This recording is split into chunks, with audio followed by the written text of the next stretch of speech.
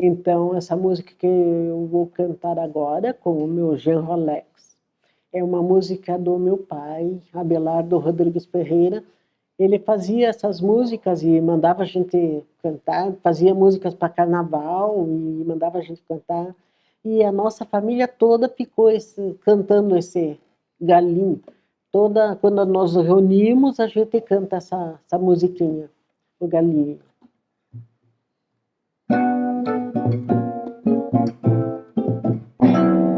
Eu tinha uma galinha que a minha madrinha me deu. O diabo da vizinha pegou na galinha e vendeu. Eu tinha uma galinha que a minha madrinha me deu. E o diabo da vizinha pegou no galinho e vendeu. Seu delegado, galinho é meu. O diabo da vizinha pegou no galinho e vendeu. Seu delegado, galinho é meu. O diabo da vizinha pegou no galinho e vendeu. Eu tinha uma galinha que a minha madrinha me deu. E o diabo da vizinha pegou no galinho e vendeu. Eu tinha uma galinha que a minha madrinha me deu. E o diabo da vizinha pegou no galinho e vendeu. Seu delegado, galinho é meu. O diabo da vizinha pegou no galinho e vendeu. Seu delegado, galinho é meu. O diabo da vizinha pegou no galinho e vendeu. O diabo da vizinha pegou no galinho e vendeu. O diabo da vizinha pegou no galinho e vendeu.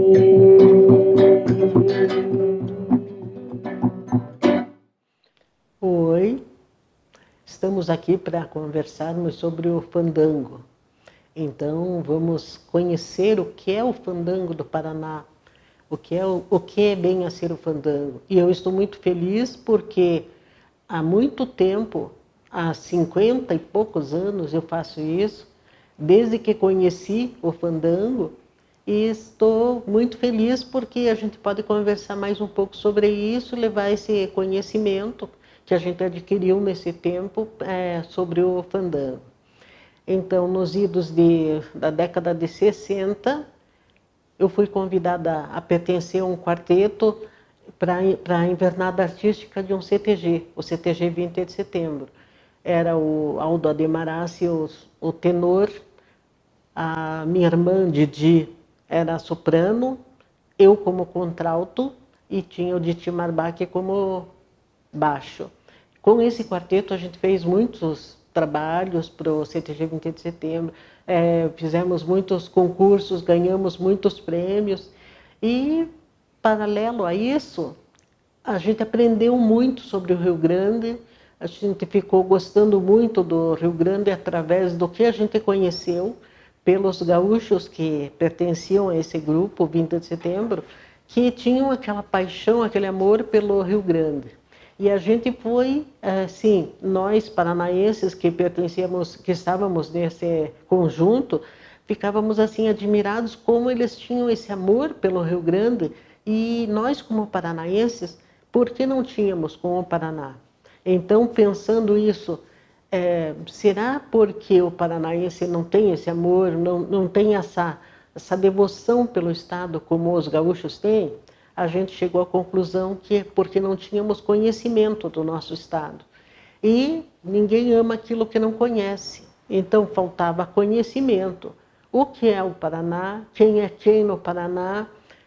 O que representa o Paraná? Não é só o Pinheiro que representa o Paraná, porque fora o que pensam o que é o Paraná, qual é o símbolo que representa o Paraná.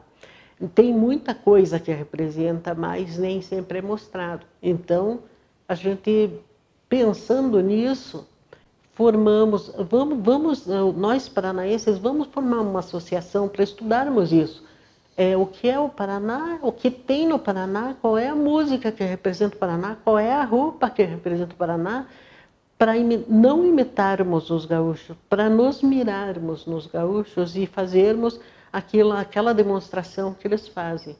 Então, isso eu estou fazendo desde essa época, porque eu despertei para quem não conhecia o Paraná.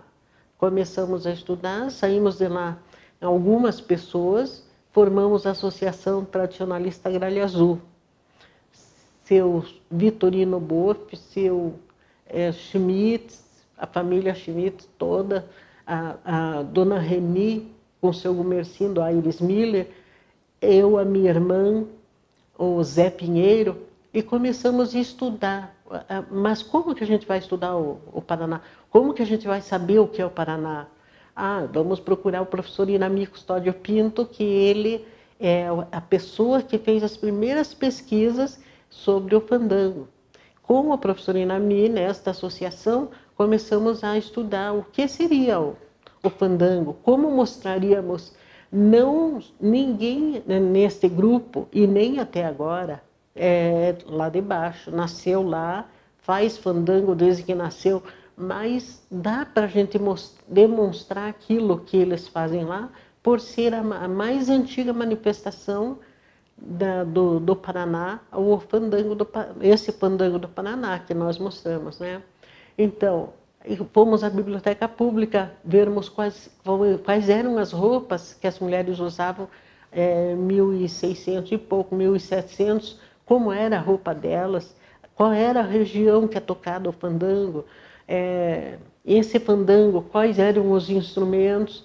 Então começamos a trazer os fandangueiros de lá, fazíamos um intercâmbio, íamos até os locais que eles faziam o fandango, e eles nos mostravam e falavam, cantavam as músicas, e nós traduzíamos literalmente, porque como eles são descendentes de índios, a fala deles era muito introvertida.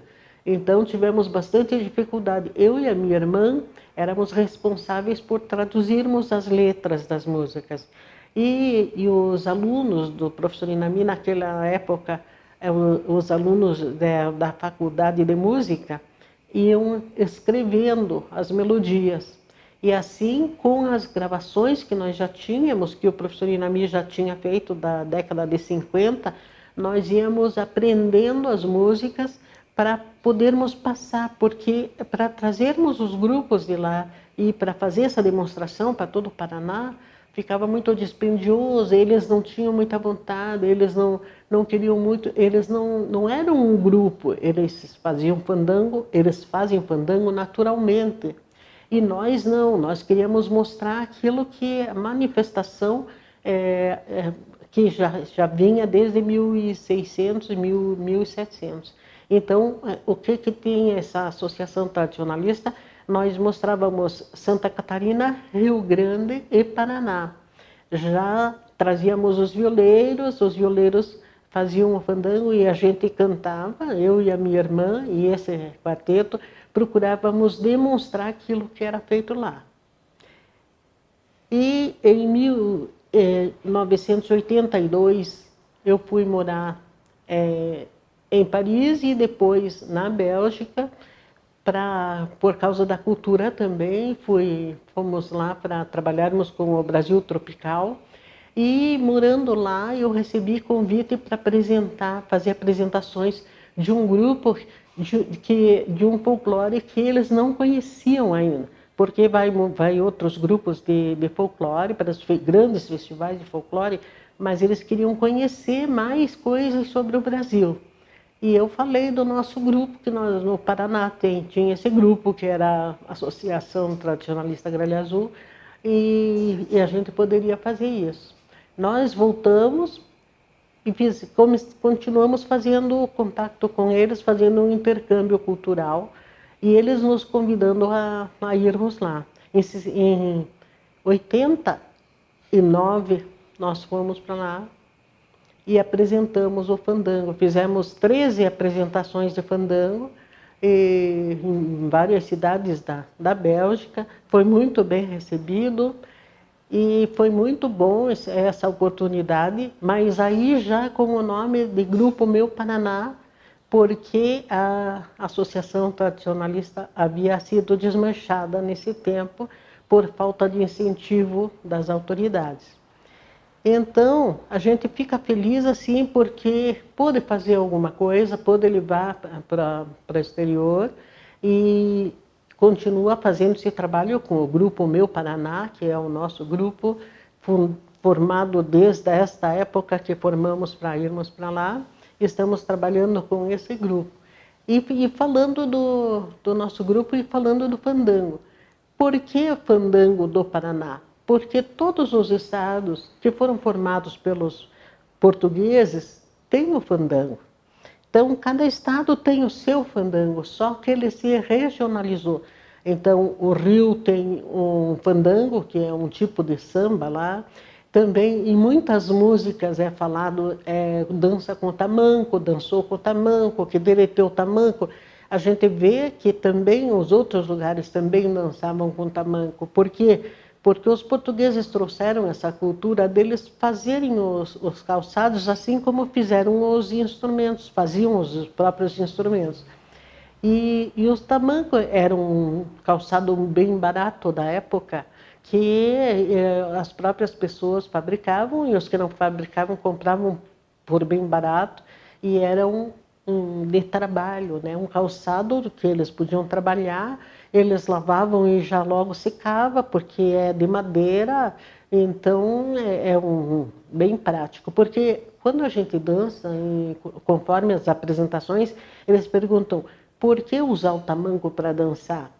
Porque são poucos folclores que é usado o tamanco, né? Por exemplo, a Holanda usa o tamanco, mas não é um instrumento como é usado no nosso fandango. E o nosso fandango ficou ritmado assim por quê? Por causa dos negros, que Paranaguá foi um porto que trazia muitos negros, muitos escravos, e os escravos que não eram vendidos, os escravos se apossavam dos terrenos ali das ilhas. São terrenos foreiros, eles ficavam naquelas ilhas. Ali habitavam os índios carijós. E os portugueses que tinham vindo, que também aportavam naquelas ilhas, né? Ficavam naquelas ilhas. Com isso, não foi feito até hoje um estudo sério a respeito da vinda do fandango, exatamente de qual região veio, quem trouxe, se em Portugal continua dançando dessa mesma forma, não sabemos. O que sabemos é que o nosso fandango ficou assim mais ritmado do que São Paulo e Santa Catarina, que usam os mesmos instrumentos, usam o tamanco também, usam as mesmas coisas, mas o nosso é mais ritmado, provavelmente porque ali, com os negros e com os índios, ele só podia ficar dessa forma, né? Mas é mais alto, né? Mais audível, né? Dizem que de uma ilha tocava o fandango, da outra ilha se ouvia e tinha aquela disputa, assim, enquanto a tal ilha não parar, nós não paramos também. Eles ficavam fazendo aquela disputa, mas também porque ele é bastante alto e porque tem bastante instrumentos que provavelmente foram os negros e os índios que puseram, né? Então, nesse estudo, como é que a gente vai fazer? O Paraná nem conhece o fandango, esse tal de fandango. Como é que a gente vai criar uma roupa para demonstrar isso? Porque não podemos sair assim com um grupo falando sobre esses instrumentos e falando da dança sem termos uma apresentação tipo um grupo, todas as pessoas, que seja uma coisa que as pessoas vejam e que saibam também o porquê dessa roupa. Então, nos estudos na biblioteca pública, tomados os estudos dos portugueses, as mulheres portuguesas, os homens portugueses, os espanhóis que vieram um pouco depois, né? A gente chegou à conclusão que as mulheres tinham que usar saia, provavelmente, porque é uma roupa que qualquer mulher fazia. Ela pegava um tecido e punha um fio, um barbante, qualquer coisa, e já era uma saia. E aí a blusa já arrumavam, a blusa lá também é uma coisa mais simples, né? porque são mulheres de pescador, um clima quente, então... E os homens, o que usavam? Uma calça, provavelmente uma calça que desse para enfrentar a água, os pescadores, os trabalhadores, os cultivadores, os lavradores, uma roupa rústica, uma calça rústica, e o tamanco, que era o calçado na época que eles mesmos fabricavam, né? Então vamos criar essa roupa. Então, o professor Inami, com aquelas pesquisas primeiras que ele tinha feito, ele pensando nessa possibilidade, ele trouxe os fandangueiros que não eram grupos, eram pessoas que faziam fandango naturalmente, que tocavam fandango, faziam. Ele trouxe os fandangueiros com as folgadeiras, que são as mulheres que dançam o fandango, levou na Pernambucana, nas casas pernambucanas, e disse assim, olha, se for para fazer uma roupa para vocês se apresentarem, vocês escolham qualquer roupa, qualquer coisa aqui que a gente vai comprar. O que os homens escolheram? Estampados, bem coloridos, os homens. Então, a gente pensa que talvez por influência dos índios e por influência dos negros, os homens quiseram estampados assim bem berrantes. E as mulheres disseram que tanto fazia, assim, estampado, a saia podia ser lisa, a blusa podia ser... Elas não escolheram muito, mas os homens escolheram camisas estampadas, né? Então, o professor Inami mandou confeccionar essas roupas para formar aquilo que seria, assim, demonstrado o que é o fandango. E nós, o Grupo Meu Paraná, procura demonstrar isso. Então, não é assim por acaso que a gente faz as saias rodadas, as saias com babado, pela influência dos espanhóis, considerando que vieram os espanhóis usam muito sempre roupas largas e com babado. Então, a gente criou mais ou menos essa roupa do Paraná, assim, uma saia, porque é uma roupa que todo folclore usa, saia e blusa, né? É raro que tenha um vestido, normalmente é uma saia ou uma blusa. A blusa é leve e um pouco decotada, porque é muito calor, o clima do litoral é bastante quente, então com manga curta. E os homens nós temos os uniformes com as roupas, os trajes com calças lisas e calças listadinhas, calças só pretas e blusas brancas ou blusas estampadas ou blusas listadas, como aqueles primeiros homens escolheram por causa da região, né? E esse no cabelo que nós usamos é representando o lenço que era usado, porque com muito suor que as mulheres sofriam, elas sempre estavam com lenço no cabelo. As mulheres dos pescadores, as lavadeiras, as trabalhadoras, elas sempre tinham um lenço ou um lenço dobrado aqui por causa do suor. Os homens também usavam o que os gaúchos chamam de vincha, é uma tira de pano amarrado ou uma fita, mas aquilo não é um enfeite, aquilo é para segurar o suor. E a gente fez assim, para enfeite, mas para demonstrar aquilo que as mulheres usavam. Isso nós criamos assim, mais ou menos, uma roupa como seria de uma pessoa daquela época, né? Com os instrumentos feitos pelos próprios artesãos lá, o Grupo Meu Paraná mandou confeccionar os instrumentos, a viola artesanal, a viola fandangueira, essa é uma viola fandangueira, a rabeca, nós temos a rabeca também ainda com as cordas feitas com a crina do cavalo, como eles usavam. Tem outras rabecas que nós temos que é com capim, que são da própria natureza, mas eles conseguem tirar o som. E o tamanco, que é autêntico, feito por eles mesmos fabricam, tiram lá Tem fandangueiros como o mestre, ele faz de laranjeira, né? Ele diz assim que naquele tempo eles usavam de laranjeira porque ele é bem pesado e ele bate mais, o som é maior o som, mas ele é bastante pesado. Nós, os fandangueiros do nosso grupo, não conseguem bater com aquele, porque esse aqui que é de pinho, já para bater, conforme as marcas, uma atrás da outra, já é bem cansativo, né? O adufo é feito eles faziam com a pele do cachorro do mato, porque ela não esquenta. São couros que, mesmo que você toque muito tempo, como eles tocavam o fandango durante muito tempo, ela não esquenta. Hoje é feito com couro de carneiro. E, olha, use com esses instrumentos, o adufo também, o couro do adufo também é feito assim, né? Eles pegam uma tora de madeira e conseguem fazer aqueles instrumentos.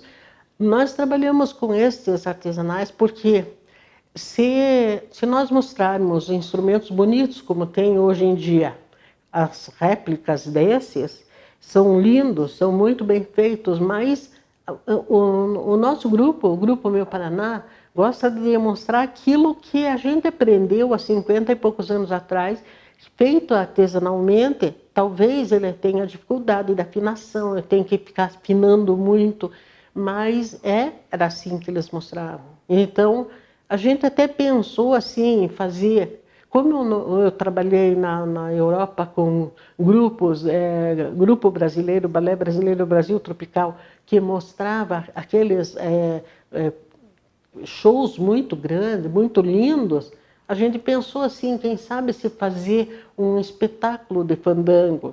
Mas eu acho que não é a hora, porque nem o paranaense não conhece o fandango. Então, se a gente vai fazer uma coisa assim, muito um espetáculo, deixa de conhecer aquilo que eles faziam lá, os instrumentos que eram feitos. Muitos mestres que eu conheci já se foram durante todo esse tempo. Muita cultura do fandango a gente já perdeu com esse tempo. Então, eu acho que a gente tem que mostrar realmente aquilo que eles fazem lá, da nossa forma, né? Com as pesquisas, porque não nascemos lá e não fazemos diariamente fandango como eles fazem naturalmente, mas a gente procura mostrar da melhor forma possível aquilo que é feito lá. Culturalmente, o que traz o fandango? Nós não fazemos o fandango por fazer. O fandango não é um espetáculo, é mais um espetáculo, é mais um grupo que vai demonstrar, é mais um grupo que vai se apresentar. O nosso pensamento, o pensamento do Grupo Meu Paraná, é trazer a cultura do Paraná, a mostragem da cultura do Paraná, porque eu acho que é preciso conhecer o Estado para você gostar, ou qualquer coisa, é preciso que você conheça para você gostar, porque ninguém gosta daquilo que não conhece. E o que é conhecido do Paraná? Será que nós conhecemos nossas frutas? Então, eu vou numa faculdade, vou numa universidade, vou num colégio e pergunto, quais são as nossas frutas? Está livre, e até levo um CD do nosso grupo, digo assim, eu vou dar um CD para quem disser que a fruta mais conhecida do Paraná, qual é? E vocês sabem que dificilmente ganham esse CD, ou essa coisa que eu levei, porque eles ficam assim em dúvida. E um olha para o outro, e aí eles falam assim, é o pinhão. E aí, quando falam que é o pinhão, eu falo assim, só que o pinhão não é uma fruta, o pinhão é uma semente. O pinhão é da pinha é a fruta. E aí eles ficam assim, bem admirados. E aí por quê? Porque ninguém falou sobre a pinha, ninguém falou sobre o pinhão, ninguém falou sobre a guabiroba, a pitanga, o ingá, o araçá, ninguém falou sobre isso. E é uma coisa importante, porque quando eu pergunto quais são as frutas do Paraná, então em próprias universidades, né, falam assim, ah, é o caqui, é o morango, é a uva. Eu pergunto, o que levou a vocês a achar que são essas frutas que são as principais do Paraná? Porque tem as festas. Tem a festa da uva, tem a festa do caqui, mas se você pensar por que que tem, é porque é mais rendável, é mais viável você fazer a festa do morango, fazer a festa do caqui, fazer a festa da uva, mas não são as nossas frutas nativas. E as crianças, mesmo adultos, muitos não conhecem essas frutas nossas que são as nativas, a guabiroba, a araçá, o ingá, tem muitas frutas nativas, porque com o desmatamento não é possível mesmo que você conheça, mas é possível que você saiba quais são as frutas. E qual é a nossa flor? Tem uma flor que representa o nosso estado e representa a nossa capital. E essa flor é divulgada? Quem é que sabe qual é essa flor? Essa flor é o manacá. Mas tem um pé de manacá, sim, dizendo assim, manacá, que é a fruta, é a flor do Paraná, essa flor que representa o Paraná. Não tem. Então, é claro que a falta de cultura, se nós não conhecemos o nosso estado, como é que nós vamos gostar do nosso estado? Como é que a gente vai falar do nosso estado se nem nós conhecemos? Então, o fandango não é um espetáculo. Eu penso assim, é uma das coisas nossas que está desconhecida e que é bonita, que poderia mostrar para os próprios paranaenses, mostrar para os turistas, mostrar para as crianças, para que conhecessem, soubessem. Porque quando você fala assim, você conhece o fandango? Ah, mas é só lá no litoral que tem. Eu digo, mas você conhece o axé? Conhece. Você conhece o fandango do Rio Grande? Sim. Como é que é a roupa do Rio Grande? Como é a roupa do gaúcho? Todos sabem. A maioria é numa classe ou num ambiente que é feita essa pergunta, sabe como é a roupa do gaúcho. Por que não sabem como é a roupa do paranaense? Por que não é mostrada? E por que não tem esse interesse? Provavelmente porque é mais bonito dizer que somos europeus.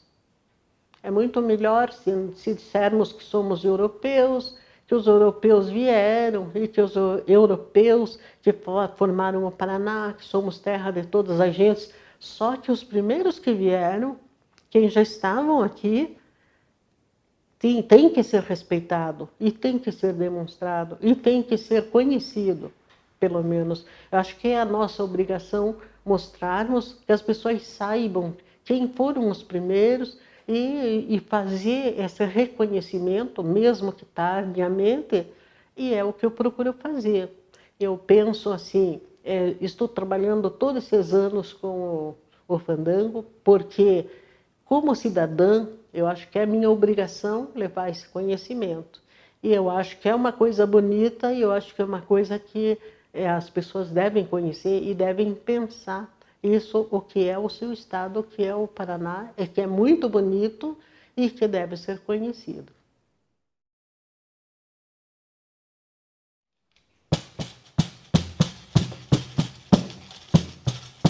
Esse é o adufo, é o couro do bicho do mato. Eles faziam cachorro do mato, hoje é feito com o couro do carneiro, que é um couro que não esquenta muito, porque é tocado durante muitas horas, então tem que ser um couro que não esquenta muito.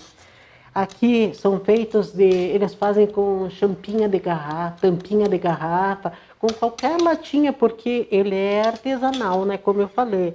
Aqui é um couro que uma madeira que é posto na forma e ele verga para poder fazer a forma. Esse é feito também, foi feito pela família Pereira. Né? Este é o tamanco, que é usado na lida. Eles descascam o arroz, descascam o feijão, descascam aquilo que eles estão trabalhando, eles estão com esse tamanco. E depois da lida, depois do trabalho, eles se reúnem e tocam o fandango. Então, esse é o tamanco de trabalho, tamanco da dança, é o mesmo calçado que eles usam para tudo, né? Ele aqui é de couro, aqui essa cepa é feita com a madeira, qualquer madeira lá, e que eles acham que o som é melhor, é dançado só pelos homens. As mulheres usam um sapatinho aberto ou fechadinho, as mulheres não usam tamanco. Tem mulheres que batem, por exemplo, como a Verônica, minha filha, ela sabe todas as marcas, mas que é para orientar os homens que dançam, mas a mulher na dança, a coreografia é feita pela mulher. A mulher é responsável pela coreografia das danças e os homens pelo tamanco que se torna um instrumento. Essa é a rabeca. E então a rabeca, também feita artesanalmente, este é o arco, né? Que se fosse um violino, seria o arco do violino, mas é o arco da rabeca. E aqui, este aqui são fios de nylon. Mas nós temos outras rabecas que são feitas com cipó. Tem um cipó fino que ele serve bem, ele dá um som muito bonito. A crina do cavalo também dá um som bem bonito, então varia no arco, mas a rabeca sempre é o mesmo estilo. Esta é a viola fandangueira. Não é uma viola caipira, não é uma viola comum, não é viola 12 cordas, essa é a viola de coxo também tem, mas essa é a viola fandangueira. Isto aqui distingue o artesão que fez. Também ela é feita artesanal, então é como nós costumamos trabalharmos com esses instrumentos, porque são os instrumentos que demonstram aquilo que eles fazem lá e como eles tocam.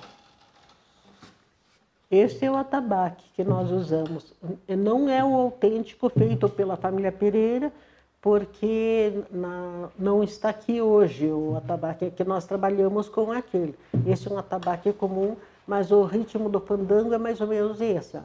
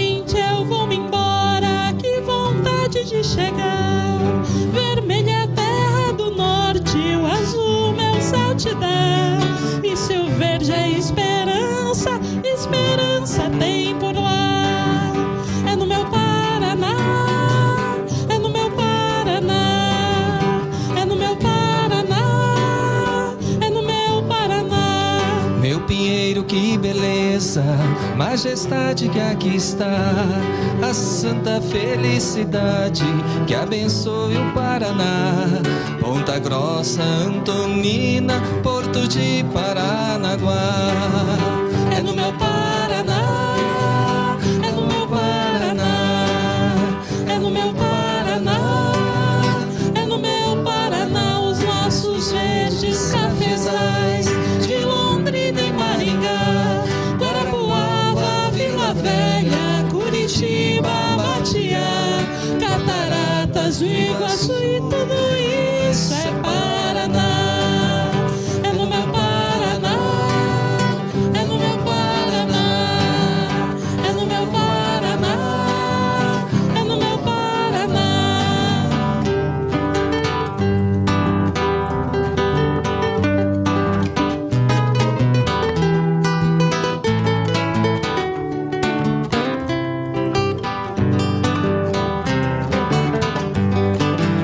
É no meu